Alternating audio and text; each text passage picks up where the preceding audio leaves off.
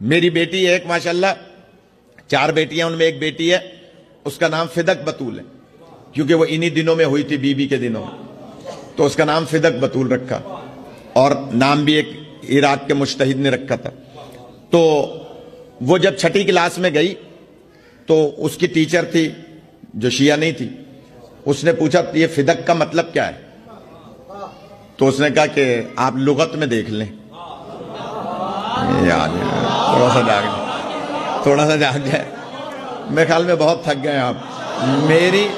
میری بیٹی ماشاءاللہ وہ میڈیکل میں پڑھ رہی ہے، اس نے جب 6ٹھی میں تھی تو اس نے ٹیچر سے کہا کہ آپ لغت میں دیکھ لیں مانا۔ اس نے کہا اچھا دیکھ لوں گی۔ وہ بھول گئی، اپنے گھر گئی، شوہر اس کا پروفیسر تھا، تو اس سے کہا بھائی میں دیکھنا لغت میں بھول گئی، تم تو پروفیسر ہو، میں تو ٹیچر ہوں 6ٹھی 7ویں کی، تو تم کالج میں پڑھاتے ہو، یہ فدق کا کیا مطلب ہے؟ تو اس نے کہا مجھے بھی نہیں پتا، پڑھاتے ہی نہیں ہیں، بتاتے ہی نہیں ہیں۔ وہ ہمارے کہنے لگے کہ مجھے نہیں پتا۔ تو اس نے کہا بھائی کل جمعہ ہے، اگلا دن جمعہ تھا، تو جمعہ پڑھنے جاؤں گا مولانا صاحب کے پیچھے، ان سے پوچھ لوں گا۔ انہوں نے کہا ٹھیک ہے۔ صبح جمعہ ہوا، وہ جمعہ پڑھنے گیا اپنی مسجد میں، دیوبندیوں کی مسجد تھی، وہاں جب نماز پڑھنے گیا تو نماز ختم ہوئی، پیش نماز سے لوگ کھڑے تھے جیسے ہاتھ ملانے کے لیے کھڑے ہو جاتے ہیں نماز کے بعد، تو اس نے آگے بڑھ کے، پروفیسر تھا، پڑھا لکھا تھا، اس نے آگے بڑھ کے کہا کہ قاضی صاحب یہ فدق کا کیا مطلب ہے؟ اس نے فوراً اس کو برا بھلا کہا، پروفیسر کو، غور کیجئے گا، پروفیسر کو برا بھلا کہا، اور کہنے لگا کہ تم شیعوں کے ساتھ بیٹھنے لگے ہو، تمیز نہیں ہے، شیعوں کے ساتھ بیٹھتے ہو، دین خراب کرو گے۔ اس کو برا بھلا کہا۔ اب پروفیسر حساس ہوتا ہے، علم سے تعلق رکھنے والا بندہ حساس ہوتا ہے، اس کو انسلٹ فیل ہوئی کہ اس نے 10 آدمیوں کے سامنے مجھے ذلیل کیا۔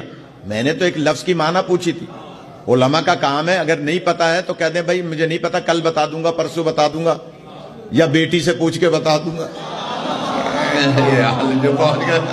جن کی تاریخ پڑھنے ہے خدا آپ کو سلامت رکھے، بھائی اگر نہیں جانتا تو جواب دے دے، لیکن وہ کہہ رہا ہے کہ غصہ ہو رہا ہے، پروفیسر کو برا لگا کہ اس نے میری بے عزتی کی ہے، دل میں سوچ لیا کہ آج کے بعد اس کے پیچھے نماز نہیں پڑھوں گا۔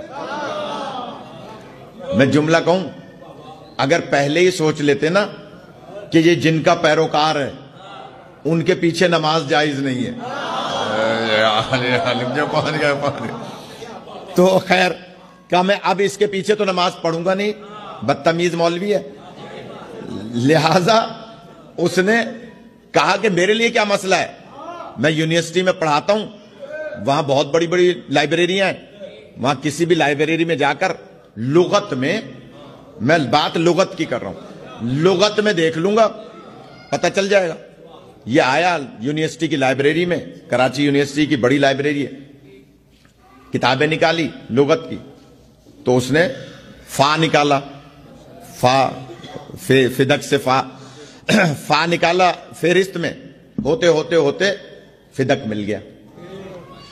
لغت لکھنے والا منصف مزاج تھا، اس نے اس کے آگے جملہ لکھا کہ یہ وہ باغ تھا جو نبی کی بیٹی سے حاکم نے چھین لیا تھا۔ تھوڑا سا جاگ جائیں، لغت لکھنے والے نے صرف اتنا سا جملہ لکھا، تفصیل نہیں لکھی کہ نبی کی بیٹی کون، حاکم کون، تفصیل نہیں لکھی، اس نے صرف اتنا لکھا کہ نبی کی بیٹی سے حاکم نے باغ تھا وہ چھین لیا تھا۔ اب یہ پریشان ہوا کہ بھئی نبی کی بیٹی سے حاکم نے باغ چھین لیا تھا، کون حاکم تھا، نبی کی کون سی بیٹی تھی؟ غور کیجئے گا، پروفیسر تھا، تحقیق کرنے لگا، تحقیق کرتے کرتے کرتے 6 مہینے لگے، پھر اس نے فدق پر کتابیں منگائیں، اور کہاں کہاں سے کتابیں لینے کے بعد 6 مہینے کے بعد اپنی زوجہ سے کہا کہ ہم نتیجے پر پہنچ گئے کس نے باغ چھینا تھا، کس سے باغ چھینا تھا. اب ہمیں اس کے بغیر چارہ نہیں ہے کہ ہم علی ولی اللہ پڑھ لیں. یا علی خدا آپ کو سلامت رکھے. اس کے بغیر چارہ نہیں ہے کہ ہم علی ولی اللہ پڑھ لیں. بچی نے نام کی معنی نہ بتا کے دعوت فکر دی. یا علی کہ تم لغت جا کے دیکھ لو، تمہیں لغت میں پتا چل جائے گا کہ فدق کی معنی کیا ہے. اور وہ دونوں منصف مزاج تھے، پڑھے لکھے تھے. صحیح معنی لغت کی دیکھی تو دروازہ اہل بیت پر آ گئے. نتیجے پہ پہنچ گئے کہ کس نے چھینا تھا اور اس کی وجہ کیا تھی اور کس سے چھینا تھا.